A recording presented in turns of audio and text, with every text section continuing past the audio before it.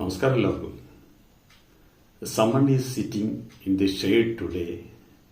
Someone is planted a tree a long time ago. എത്ര അർത്ഥവത്തായ വാക്കുകളാണ്.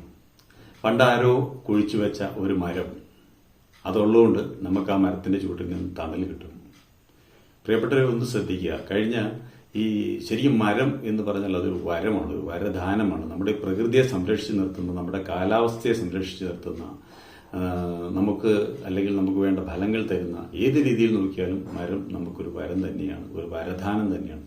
പക്ഷെ ഇന്നത്തെ ഈ ആധുനിക കാലഘട്ടത്തിൽ ഈ മരങ്ങളെ, പല സ്ഥലങ്ങളിൽ നിൽക്കുന്ന മരങ്ങളെ സംരക്ഷിച്ചു കൊണ്ടുപോകുക എന്ന് പറഞ്ഞാൽ ബുദ്ധിമുട്ടുള്ള കാര്യമാണ്. വേറെ ഒന്നും കൊണ്ടുമല്ല, അത് ഹൈവേയുടെ വീതി കൂടുന്നു, നമ്മുടെ റോഡുകളുടെ വീതി കൂടുന്നു, അതുപോലെ തന്നെ വലിയ വലിയ ഫ്ലാറ്റ് സമുച്ചയങ്ങൾ വരുന്നു, വലിയ ഫാക്ടറികൾ വരുന്നു.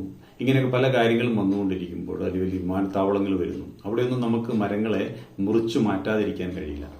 പക്ഷെ നമ്മൾ ശ്രദ്ധിക്കേണ്ട ഒരു കാര്യം, അപ്രകാരത്തിൽ ഒരു മരം മുറിച്ചു മാറ്റുകയാണെന്നുണ്ടെങ്കിൽ അതിന് പകരമായി 3 മരങ്ങൾ അവിടെ നട്ട് പിടിപ്പിക്കുവാനുള്ള ഒരു മനസ്സ് നമുക്കുണ്ടായിരിക്കണം.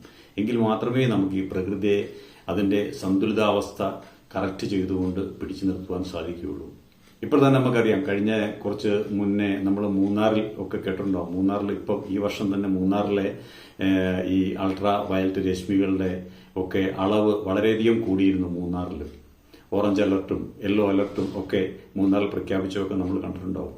ഇതിന്റെ എല്ലാം അടിസ്ഥാനമായ കാര്യം എന്ന് പറഞ്ഞാൽ നമ്മൾ മരങ്ങൾ മുറിച്ചു മാറ്റുന്നേ ഉള്ളൂ, അല്ലെങ്കിൽ പ്രകൃതിയെ വെട്ടി മാറ്റുന്നേ ഉള്ളൂ. ഒരിക്കൽ പോലും നമ്മൾ അതിനെ സംരക്ഷിക്കാൻ വേണ്ടി പകരം പ്ലാൻ ചെയ്യാനായിട്ടുള്ള സാധ്യതകൾ വളരെ കുറവായിട്ടാണ് നമ്മൾ മുന്നോട്ട് പോകുന്നത്. The best time to plant a tree was 20 years before. The second best time is now.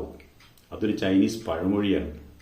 എന്ന് പറഞ്ഞാൽ ഒരു മരത്തിനെ, അതിൻ്റെ അകത്ത് ഒറ്റ വാക്കേ ഉള്ളൂ, വേറെ ഒന്നുമില്ല. നമ്മൾ പഴയതിനെപ്പറ്റി ചിന്തിക്കാതിരിക്കുക, നമ്മൾ കഴിഞ്ഞു പോയ കാര്യത്തെപ്പറ്റി അല്ലെങ്കിൽ ചിന്തിച്ച് സമയം ഉണ്ടാക്കാതെ ഈ പ്രസന്റിനെ പറ്റി ചിന്തിക്കുക.